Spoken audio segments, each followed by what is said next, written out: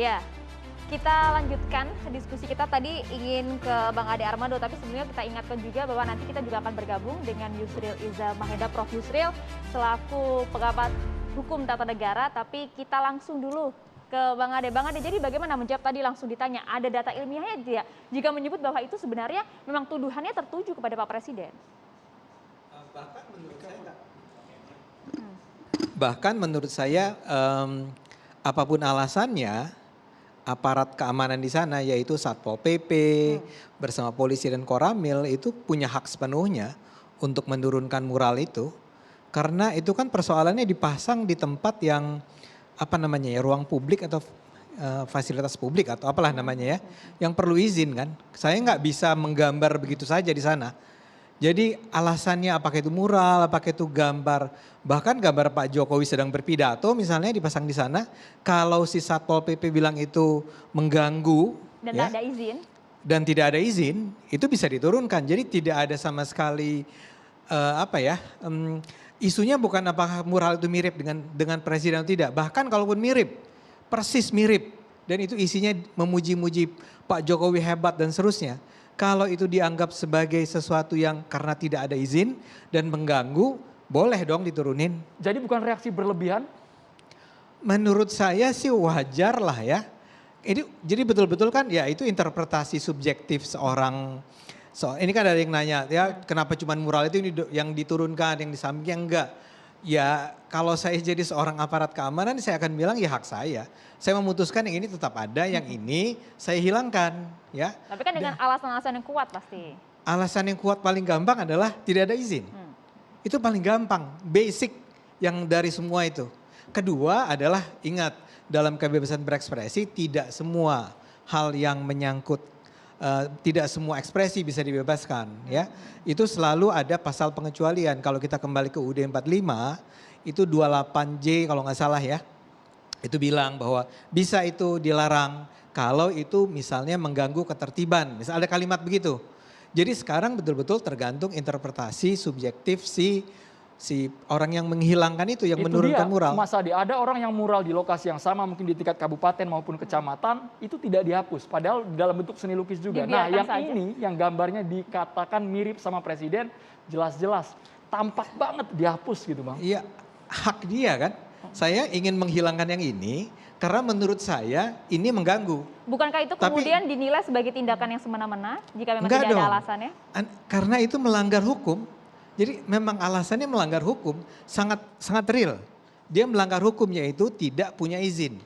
Maka kalau itu saja yang paling basic sudah tidak dipenuhi, nggak boleh orang protes. Sebentar, posisinya melanggar hukum atau melanggar ketertiban umum? Ya, hukumnya bilang kalau melanggar ketertiban umum bisa, boleh. Tapi bahkan itu pun, bahkan tanpa mengaitkannya dengan ketertiban, tanpa izin itu udah nggak boleh. Bukannya udah nggak boleh, dia bisa masuk dalam wilayah yang di mana si aparat keamanan bisa mengintervensi, melakukan sesuatu, misalnya menghapusnya. Jadi nggak ada yang salah dengan si aparat. Aparat sama sekali bersih dari kesalahan di situ. Bagaimana dengan pernyataan dari pihak aparat menyatakan bahwa dikarenakan hal itu merupakan lambang negara Presiden Joko Widodo? Iya menurut saya nggak perlu juga, ngapain juga aparat keamanan lari-lari ke lambang negara. Udah jelas Presiden bukan lambang negara. Kenapa juga harus dikemukakan? Tapi kalau ditanya itu boleh nggak si aparat keamanan itu menghilangkan, menghapusnya ya? Nggak ada yang salah, nggak ada yang anti demokrasi lah di sana. Saya harus ingatkan ya, penghinaan terhadap Jokowi itu udah berlangsung berulang-ulang. Yang terbaru ini adalah yang soal Baduy dan Badut ya, yang wartawan dari Tirto ID yang menggambarkan bahwa sebetulnya seolah-olah mengatakan Jokowi itu badut ya. Itu nggak diapa-apakan. Ketika ketua BEM UI bukan ketua BEM sih, BEM UI menggambarkan Jokowi sebagai the king of lip service, nggak ada tindakan hukum apa-apa terhadap dia. Itu hak dia, hak si BEM untuk melakukannya. Jadi kita harus ingat ya bahwa sebetulnya penghinaan terhadap Jokowi itu sudah berulang kali dilakukan dan tidak ada intervensi hukum apapun. Tapi yang ini posisinya pelaku di Uber, pelaku diselidiki sampai merasa tertekan, Bang Ade Armando. Ya kalau saya nggak tahu itu dikejar atau apa, tapi kalau saya rasa kalau sampai ya bisa saja dengan alasan ya karena dia melanggar hukumnya yaitu menggambar di fasilitas yang bukan milik dia kan. Tapi saya penasaran juga menurut interpretasi subjektif dari seorang Ade Armando jika melihat mural tadi, mirip tidak sih?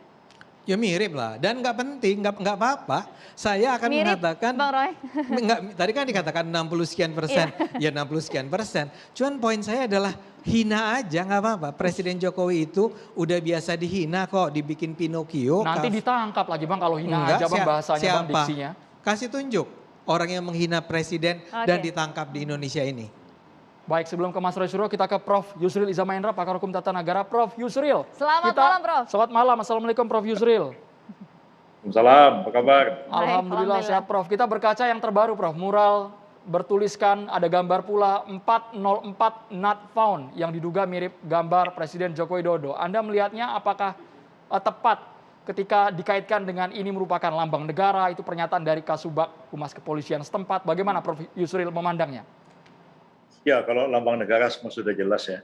Kalau pasal 36A UUD 45 itu yang lambang negara itu Garuda Pancasila, yang ada perisai Bhinneka Tunggal Ika itu. Jadi presiden itu secara konstitusi ataupun secara hukum dia bukan lambang negara. Walaupun secara politis bisa orang memaknai seperti itu. Anda jadi presiden hati-hati jangan ngomong sembarangan karena Anda itu simbol negara. Tapi itu omongan secara politis dan sosiologis, tapi bukan omongan yang benar dilihat dari segi hukum dan konstitusi. Nah, jadi tadi sudah dijelaskan tentang mural, tentang sejarahnya, mungkin juga ada grafiti ya, yang dalam sejarah peradaban orang bisa menggambar, bisa juga menulis puisi yang panjang sekali, yang di dalamnya itu juga berisi sebuah kritik sosial atau kritik politik terhadap kekuasaan yang sedang ada di satu negara ya. Bahkan dalam sejarah Islam pun konon pada masa dinasti Abbasiyah berkuasa juga ada orang yang menulis puisi panjang sekali yang mengkritik dinasti Abbasiyah itu, namanya Yazid Al-Himyari ya, yang di dalam sejarah ya selalu ada seperti itu. Jadi menurut pikiran saya sih sebenarnya aparat di daerah ya yang diberikan kewenangan untuk mengambil satu tindakan hukum, penertiban dan lain-lain, baik itu polisi maupun Satpol PP, ya menegakkan hukum itu harus juga dengan hati-hati, dengan pertimbangan yang matang. Kalau menghapus mural yang mungkin dianggap itu sebagai satu vandalisme misalnya, itu memang kewenangannya dia. Tapi kalau ada hal-hal yang sifatnya itu adalah kritik terhadap kekuasaan, kritik terhadap presiden, kalau hal seperti itu dihapus, apalagi yang di sebelahnya tidak diapa-apain, itu tentu akan menimbulkan reaksi di tengah-tengah masyarakat kok seperti ada kekhawatiran seperti kok ini penguasa ini paranoid sekali dengan kritik, dengan kecaman dan lain-lain. Jadi sebetulnya kita harus hati-hati dalam menegakkan hukum, itu kan juga perlu ada kebijaksanaan. Oke. Prof. Sebaliknya Yusril, juga, kalau Anda melihatnya sebenarnya dengan dihapusnya kemudian mural yang sempat kita lihat tadi, sebenarnya aturannya bagaimana? Aturan yang jelasnya mengenai dengan mural, kebebasan berekspresi masyarakat, aturannya berada di Perdakah atau bagaimana? ya itu sih bisa perdata, bisa pidana juga. Ya, kalau misalnya orang perorangan dia merasa bahwa ada pencemaran nama baiknya atau dia merasa dihina melalui tulisan itu atau gambar-gambar yang dipertontonkan sehingga bisa dilihat oleh publik, ya dia bisa, kalau dia delik aduan dia mesti ngadu kepada polisi. Kalau laporan biasa ya dia mesti laporkan kepada polisi. Kalau dia merasa bahwa itu menimbulkan kerugian imaterial pada yang bersangkutan, silahkan dia melakukan gugatan perdata. Jadi kalau untuk presiden ini dulu memang ada pasal-pasal artikelannya, pasal-pasal penghinaan terhadap Ratu Belanda sebenarnya, tapi kemudian diterjemahkan jadi Presiden Republik Indonesia ketika KUHP itu diterjemahkan ke bahasa Indonesia. Lantas kemudian pasal-pasal tentang penghinaan terhadap presiden itu oleh Mahkamah Konstitusi ya sudah dihapuskan ya tahun 2006, tahun 2007, dan ada dimasukkan lagi ketentuan-ketentuan yang mengatur tentang hal itu dalam draft KUHP, tapi draft KUHP-nya belum selesai. Jadi memang tidak ada norma hukumnya sekarang ini, dan karena ketidakadaan norma hukum itu bisa merepotkan juga, karena orang bisa membuat tafsiran-tafsiran sendiri. Jadi seperti Pak Ade Armando menafsirkannya dari ketertiban umum, memasang sesuatu perlu izin. Tapi kalau kita melihat dari segi ini adalah demokrasi, perspektif kebebasan mengungkapkan pikiran dan pendapat ya harus kita hormati. Jadi jangan kita anggap ini harus izin. Lama-lama negara ini jadi negara izin begitu. Prof. Ya. Yusril, ini agar Ya, produk silakan. hukum juga jelas didengarkan oleh publik. Apakah memang payung hukumnya itu hanya bisa sanksi administrasi dengan tadi perda ketertiban umum, atau memang bisa berujung bui, dipidanakan, Prof. Yusril, pelaku-pelaku mural ini? Kalau administratif sih tidak ada di sini ya. Administratif itu misalnya izin dicabut begitu ya. Itu administratif ya. Atau misalnya dia tidak diberi kesempatan tampil berdasarkan ketentuan yang berlaku, itu administratif. Tapi kalau ini sih misalnya aspeknya adalah aspek kalau ketertiban umum itu kewenangannya dari Satpol PP. Itu dasarnya cuma perda. Tapi kalau itu dianggap sebagai satu penghinaan, nah itu dia jadi pidana. Tapi kalau kepada presiden, seperti saya bilang tadi, sudah pasal-pasalnya sudah dibatalkan oleh Mahkamah Konstitusi.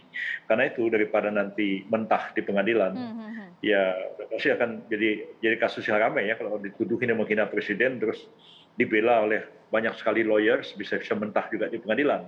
Karena itu menurut saya yang paling tepat adalah aparat penegak hukum itu bijak, jangan mencari-cari kesalahan, apalagi menafsirkan yang dengan tidak tepat, mengatakan presiden simbol negara. Jadi yang kemarin ini salah atau tidak, Prof? Apa namanya? Jadi penghapusan kemarin ini salah atau tidak secara hukum? Menurut saya sih nggak perlu dihapus, biarin aja. Ya, presidennya sendiri juga tidak merasa apa-apa, seperti yang tadi Pak Ade Armando katakan, presidennya juga sudah biasa dikritik dan tidak ada reaksi apa-apa pada beliau. Tapi tadi Prof. Yusril mengatakan, harus hati-hati. Prof. Yusril tadi mengatakan, kami sempat simak kabarnya penguasanya apakah memang paranoid di era sekarang. Ini kan jangan juga jadi asumsi liar, Prof. Yusril, di tengah publik. Iya, ya artinya itu kan ada ketakutan yang berlebihan atau merasa sangat terancam. Kalau dikatakan bahwa dibuat gambar seperti itu, entah mirip entah tidak ya, terus 404 ya, not found begitu, lantas itu harus dihapus ya. Apa kekhawatirannya? Apa presiden merasa khawatir dengan hal seperti itu? Mestinya kan tidak.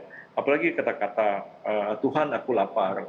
Ya apa salahnya orang berbicara seperti itu? Atau juga tadi ada kata-kata yang mengatakan bahwa kita disuruh sehat di negara yang sedang sakit. Ya biasa saja, ya biasa saja orang bicara begitu tuh, dia hak dia untuk mengekspresikan pikiran dan perasaannya. Kenapa mesti dilarang orang bicara seperti itu? Oke, baik. Nah ini ada juga pertanyaan dari pemirsa kita yang kemudian masuk melalui Twitter @catatan_demokrasi untuk Prof. Yusril. Ada pertanyaan di sini dari @pandia_rs2, Prof. Sering terjadi paradoks antara kebebasan dan hukum, di mana kebebasan ini bisa terrealisasi pada hukum yang rasional. Nah pertanyaannya adalah bagaimana cara kita mengukur hukum di Indonesia ini masih rasional atau tidak? Tolong dijawab, Prof. Yusril.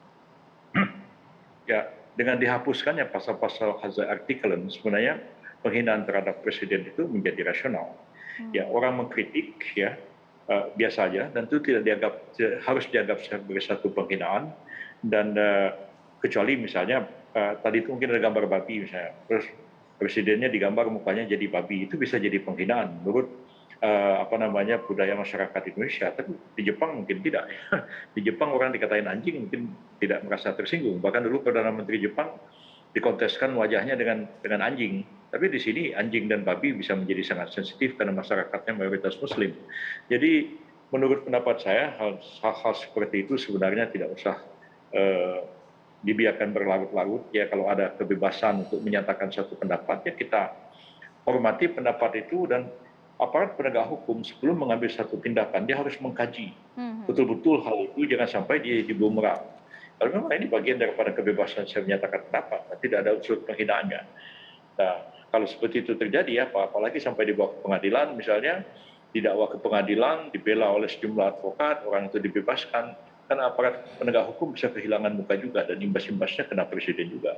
Jadi menurut saya sih jangan aparat penegak hukum bertindak berlebihan, apalagi presidennya misalnya tidak merasa tersinggung ataupun terhina dengan segala meme ataupun juga segala mural ataupun grafiti yang dibuat seperti itu. Baik, Prof. Yusril. Jadi memastikan agar objektif masyarakat tetap bisa mengkritik, salurannya bagaimana, Prof? Agar mereka juga tidak merasa dibungkam, apa-apa nanti dikaitkan dengan produk hukum. Seperti apa, Prof? Tapi aturannya masih di koridor yang cukup baik? Iya, memang ada berbagai hal, berbagai macam bentuk ya. Kalau orang menulis di media misalnya, bisa juga dianggap sebagai satu penghinaan, bisa dianggap sebagai satu penistaan, kan ada hak jawabnya. Jadi sebelum pasal-pasal KUHP diberlakukan lebih dulu undang-undang pers ya. Jadi kepada orang yang merasa terhina diberikan kesempatan untuk menggunakan hak jawabnya, dan pers juga harus memuat hak jawab itu secara adil dan proporsional. Jangan kadang-kadang ditulis jadi headline, ketika orang menjawab, jawabnya ditulis di surat pembaca, itu tidak fair juga.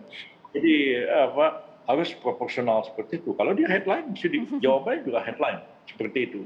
Nah, jadi oleh karena ini adalah ketentuan-ketentuan dalam bidang-bidang yang khusus ya, untuk di pers ada undang-undang persnya, kalau menggunakan IT ada undang-undang IT-nya, maka ketentuan-ketentuan umum di dalam KUHP itu belakangan baru digunakan. Kita harus menyadari bahwa sebenarnya pidana itu kan satu ultimum remedium. Ya. Jika upaya-upaya hukum lain itu sudah tidak efektif, barulah orang menggunakan pasal-pasal pemidanaan. Jadi jangan sedikit-dikit orang mau dipidanakan, dikit-dikit orang mau dihukum. Suka betul kita nih ngukumin orang ya. Udah penuh penjara, lagi COVID ini segala macam, kok masih juga mau masukin orang ke rumah tahanan dan ke penjara. Jadi menurut saya janganlah kita sedikit-sedikit itu gunakan hukum pidana. Coba diberi kesempatan, ditanya orang itu, Anda membuat apa graffiti atau membuat mural seperti ini, maksud Anda apa? Nah, jadi kan secara subjektif dia juga harus menerangkan apa yang dia maksud. Ya. Walaupun ini secara metodologi ya, bagaimana jadi harmonistik ya, jadi bagaimana kita menafsirkan sesuatu. Ya, tapi barangkali juga tafsiran dari orang yang membuat itu perlu kita dengar juga. Jangan kita pula yang menafsirkan menurut maunya kita. Jadi saya kira objektivitas dalam penegakan hukum sangat penting, dan dengan demikian hukum itu menjadi rasional. Jadi beri kesempatan orang itu untuk mengungkapkan pendapatnya, apa yang dia maksud dengan graffiti atau dengan mural ini, ya, supaya tidak menimbulkan salah tafsir pada masyarakat luas. Dan kalau misalnya memang itu betul-betul di dalamnya itu ada satu penghinaan, ya barulah aparat penegak hukum itu mengambil satu langkah ya, tapi jangan pidana langkahnya. Oke, baik. Terima kasih Prof. Yusril Iza Mahendra atas penjelasan komprehensifnya. Terima kasih waktunya pada malam ini. Terima kasih Prof. Selamat malam. Ya, sama-sama. Catatan Bang Ali Mukhtar Ngabalin sudah banyak, Maria. Kita dengarkan sesaat lagi Bang Ali Mukhtar Ngabalin. Tahan dulu, Bang. Hanya di catatan demokrasi, pemirsa.